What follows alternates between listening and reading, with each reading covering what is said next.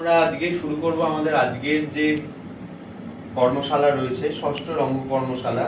আমরা রঙ্গসেনার তরফ থেকে প্রতিবারই বিভিন্ন রকমের কর্মশালা আয়োজন করে থাকি। এখানে বিভিন্ন রকমের নাট্য ব্যক্তিত্বরা আমাদের সঙ্গে এসে আমাদেরকে বিভিন্ন থিয়েটারের দিক বিষয় দেখায়, থিয়েটারের বিভিন্ন অজানা বিষয়গুলো নিয়ে আমাদের কর্মশালা করা হয়। কিন্তু আজকে প্রথমবার আমরা আমাদের রঙ্গসেনাতে ধ্রুপদদার কাছ থেকে কর্মশালার প্রশিক্ষণ নেব। আজকের বিষয় জেন্ডার পারফর্মিং বিউটি।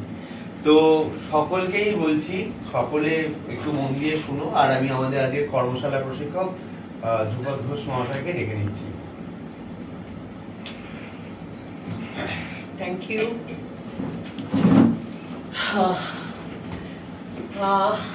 আমাদের এই ষষ্ঠ রঙ্গ কর্মশালা আমাদের 6 বছর থেকে পেরিয়ে গেছে। তো ষষ্ঠ রঙ্গ কর্মশালাতে আজকের যে বিষয়টা সেটা অভিনয়ের উপরে, কিন্তু অভিনয় হলেও সেটা একটুখানি স্পেশালাইজেশন আছে। তো জেন্ডার পারফর্মেটিভিটি অ্যান্ড বডি ল্যাঙ্গুয়েজ। তো এটা অভিনয়েরই একটা অংশ হিসেবে আমরা অভিনয়টা একটা ইটস এ ভাস্ট এরিয়া, যেখানে ক্যারেক্টার অ্যাক্টিং হয়, অনেক কিছু হয়। সেটা তার একটা পার্ট হচ্ছে জেন্ডার পারফর্মেটিভিটি অ্যান্ড বডি ল্যাঙ্গুয়েজ। বাচিক আঙ্গিক তো তোমরা সবাই জেনেছো, আগেও অনেক কর্মশালা হয়েছে, সেখানে তোমরা সমস্ত জেনেছো। এটা তোমাদের কাছে একটু নতুন হতে পারে এবং একটু কঠিনও হতে পারে, ঠিক আছে? বুঝতে একটু বেশ খানিকটা কঠিন হবে, কিন্তু আমরা যে প্রসেসে এগোবো, অবভিয়াসলি এটা একটা ইন্টারেক্টিভ সেশন হতে পারে। তোমাদেরও আমরা ধারণা কিছু নেব, আমরা আমাদেরটা বলবো, সেইভাবে হতে পারে। তো প্রথমত বেসিক যেটা হওয়া উচিত সেটা হচ্ছে, আমার একটা প্রশ্ন যে অ্যাক্টর কত রকমের হতে পারে? সাধারণত 3 রকমের হয়, ঠিক আছে? সেটা একটা টাইপ। প্রথম যেটা হচ্ছে সেটা হচ্ছে ডেমনস্ট্রেটিং অ্যাক্টার্স কারা? ইউ সিন কথাকলি বা কোনো ডান্সার বা মাইম যারা করে, তারা একটা ডেমনস্ট্রেশন দেয়, এবং সেই ডেমনস্ট্রেশনটা দ্য পারফরমেন্স এটা খুব এক্সাজারেটেড হয়। কথাকলি যদি দেখো যে তুমি চাউনি বা গুরু নাচানো, বা সে একটা ফুল তুলছে, বা মাইনের ক্ষেত্রে যেটা হয়, ধরো সে একটা যেমন সুপার 30 করার আগে ঋতিক রোশন কখনো সোফায় বসেনি, অলওয়েজ 6 মাস ধরে গামছা ব্যবহার করেছে, ঠিক আছে? এসিতে থাকেনি, গামছা ব্যবহার করেনি, মাটিতে বসতো, এবং সে ওই অ্যাকসেন্টে ওই ভোজপুরি ল্যাঙ্গুয়েজটাকে সে সবসময় কথা বলতো, ঠিক আছে? স্টিলের থালায় খেত, ঠিক আছে? সে দিজ আর ক্যারেক্টার্স অ্যাক্টর। এবার তোমরা যারা বালিকা বিদ্যালয়ে পড়েছো, তাদের ক্ষেত্রে সবসময় দেখবে যে তাদের যখন স্কুলে কোনো নাটক করানো হতো, বিন্দুর ছেলে যদি হতো, তাহলে বিন্দুর মা একটা মেয়ে হতো, বিন্দুর বাবাও একটা মেয়ে হতো, ঠিক আছে? আবার অল বয়েজ স্কুলে যদি হয়, ডাকঘর, তাহলে ওখান থেকে একটা ছেলে ঠিক সুধার রোল করতো, সুধার পারফরমেন্স করতো। কি করে করে তারা? সত্যি কি মেয়ে হয়ে যায় সুধা? হ্যাঁ, এটা প্রথমেই যেটা হচ্ছে সেটা হচ্ছে যে আমাদের ড্রেস। কিন্তু শুধু ড্রেস চেঞ্জ করে গিয়ে একজন অ্যাক্টর সেই ওই ক্যারেক্টারটা হয়ে যেতে পারে? এইবার এইখানে সমস্যা হচ্ছে যে এখানে আমরা যে দুটো বিষয় জানতে চাইবো, যে এইখানে আমাদের এই বিষয়টা সম্পর্কে জানতে হবে, ঠিক আছে? দুটো টার্ম আছে, একটা হচ্ছে জেন্ডার, একটা হচ্ছে সেক্স। সেক্স কি আর জেন্ডার কি? সেক্স কি আর জেন্ডার কি? সেক্স মানে ইন্টারকোর্স নয়, সেক্স মানে হচ্ছে ইওর অ্যাসাইন সেক্সুয়াল অর্গানের অনুযায়ী যেটা হয়, ঠিক আছে? বায়োলজিক্যাল সেক্স, ঠিক আছে? Either you male, female or transgender, এই তিনটে হতে পারো, তাই তো? কিন্তু what is a gender? Gender কি হতে পারে? জেন্ডার কি? লিঙ্গ বাংলায় যেটা না, লিঙ্গ মানে তো সেক্স। জেন্ডার না, কি? জেন্ডারও তো আমরা লিঙ্গই There we have a misconception. Gender কিন্তু কখনোই লিঙ্গ নয়। এটা মেল হতে পারে, ফিমেল হতে পারে, and ট্রান্স হতে পারে। ট্রান্স হতে পারে। সেক্স কিন্তু জেন্ডার কখনোই তা নয়। জেন্ডার দুটো বাইনারিতে থাকে, ঠিক আছে? কি দুটো binary? Either masculine or feminine। এইখানে আবার সমস্যা আছে, ঠিক আছে? মাস্কুলাইনিটি এন্ড ফেমিনিটি কি, ঠিক আছে? এটা কি দুটো এরকম এরকম একটা লাইন করে ভাগ করা আছে যে এই অনুযায়ী কিন্তু তারা রিপ্রোডাকশনে পার্টিসিপেট করতে পারে, ঠিক আছে? যে মেল ফিমেল তারা বংশবিস্তার করবে আর ইম্পর্টেন্ট হবে ট্রান্স, যারা যে ট্রান্সে যারা জন্মাচ্ছে, ঠিক আছে? একটা হচ্ছে সাইকোক্রোনোটিক, ঠিক আছে? সাইকোক্রোনোটিক হচ্ছে, এটা একটু ডিফিকাল্ট হলেও তোমাদের বুঝতে অসুবিধা হবে না, যে পেনিস যদি থাকে তাহলে সে মেল, যদি পেনিস না থাকে সে ফিমেল বা ট্রান্সের দিকে যাচ্ছে, ঠিক আছে? ওকে। আর একটা হচ্ছে সোশিওলজিক্যালি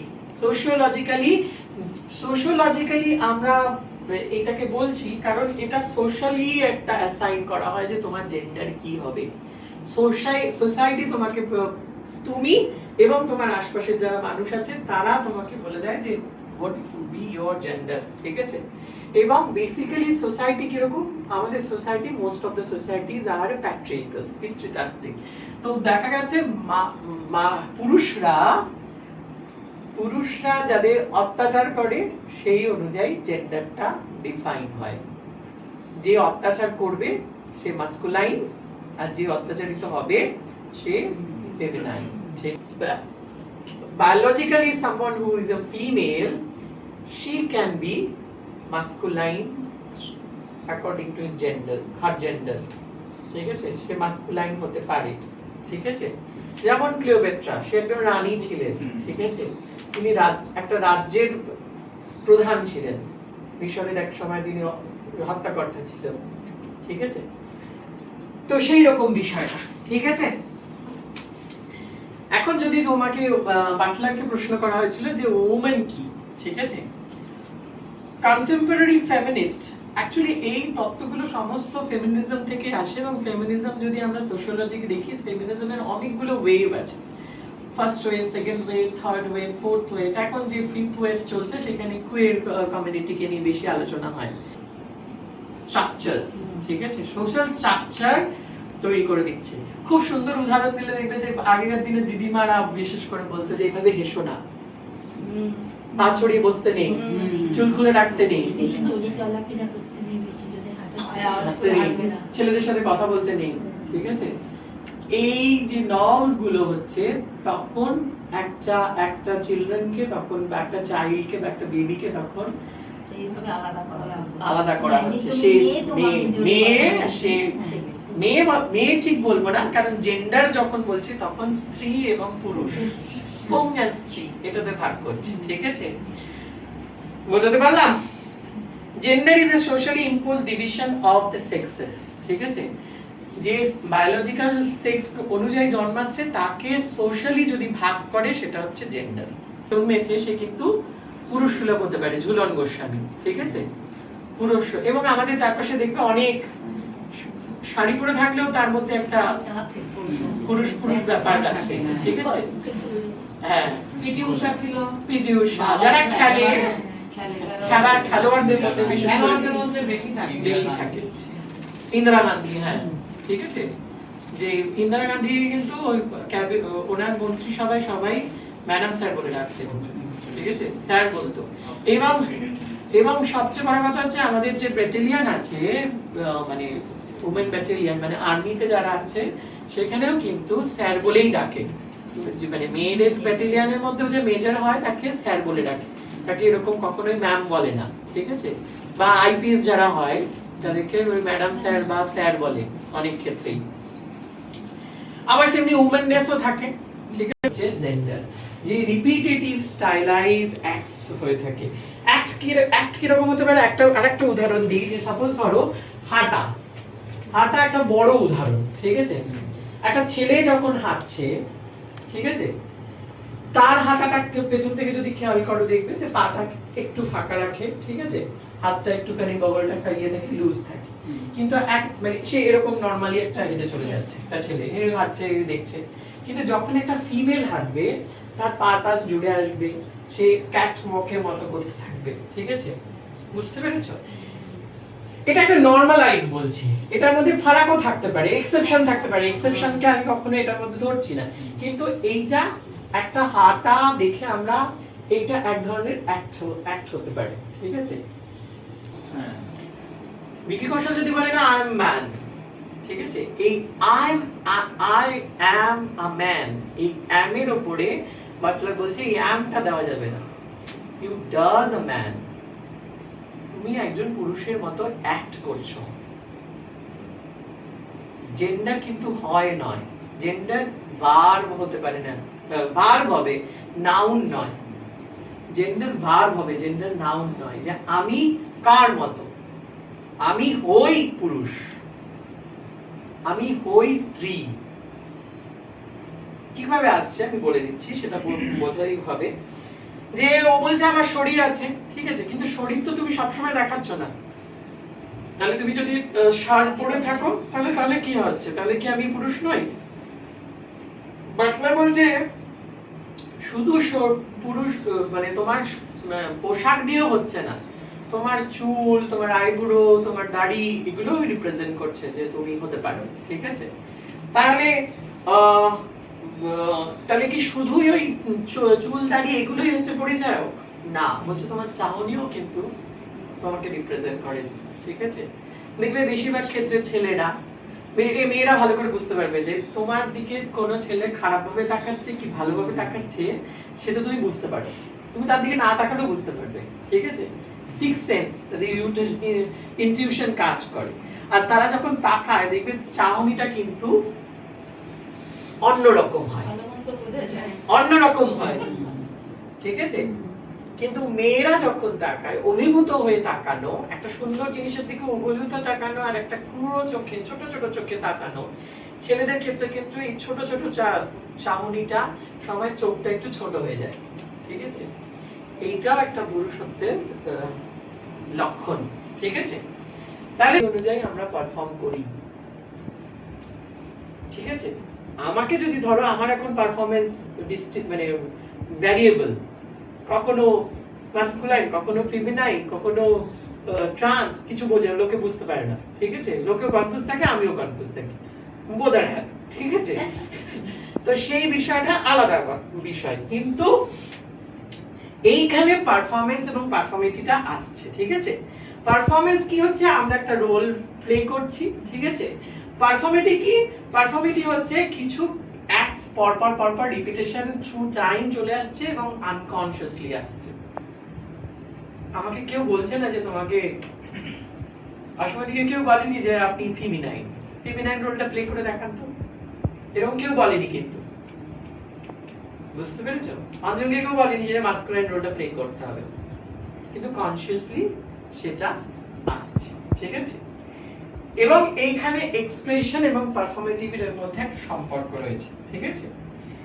কিভাবে, যদি আমরা একটা কনভারসেশন দীপ আর বাটলারের মধ্যে করি, ঠিক আছে, দীপ যদি বলে তো আমি আমার জেন্ডারটা পারফর্ম করছি, দীপ বলবে আমি তো মেল, আমি আমার জেন্ডারটা পারফর্ম করছি, আমি তো তাও একটা পুরুষ, ঠিক আছে, বায়োলজিক্যালি। বাটলার বলছে হ্যাঁ, আবার নাও, ঠিক আছে। অ্যাম শব্দটা ব্যবহার করা যাবে না, আম আ ম্যান, এটা বলা যাবে, এটা ব্যবহারই করা যাবে না। বলছে তাহলে কি করব? আমি তো আমার ম্যাননেসটাকে এক্সপ্রেস করছি, আমার পৌরুষত্বটাকে এক্সপ্রেস করছি। বাটলার বলছে ঠিক আছে, তুমি সব ঠিক আছে, কোথাও একটা ভুলও হচ্ছে, যে এক্সপ্রেশন বলতে তুমি কি বোঝাচ্ছ। এক্সপ্রেশন বলতে কি বোঝাচ্ছ? যৌনাঙ্গ পরিপুষ্ট হয়, মেয়েদের ক্ষেত্রে ঠিক উল্টো হয় যে পিরিয়ড শুরু হয়, হরমোনের প্রভাবে গা একদম মানে কোমল হয়, মোস্ট অফ দ্য কেসে। সবার ক্ষেত্রে যেটা হবে তা নয়, অনেক মেয়েদের লোম থাকে হাতে পায়ে, তো দেখতে অনেকটা সুন্দর হয়ে যায়, ঠিক আছে? সেগুলো হচ্ছে জেন্ডার এসেনশিয়ালিজম। আর সোশ্যাল কনস্ট্রাকটিজম হচ্ছে যে সোশ্যালি কনস্ট্রাকশন এবং সোশ্যাল নর্মস তৈরি হচ্ছে। এই যেটা রেবাদি তখন বললো যে জোরে হাসতে নেই, ঠিক আছে? মেয়েদের জোরে হাসতে নেই, মেয়েদের পা ছড়ি বসতে নেই, ঠিক আছে? সন্ধ্যেবেলা চুল বাঁধতে নেই, না না না না না যা যা ইয়ে রয়েছে। ঠিক তেমনি ছেলেদেরও আছে, ছেলেদেরও অনেক বাধা নিষেধ আছে। মুখ টিপে হাসার কি আছে, তারপরে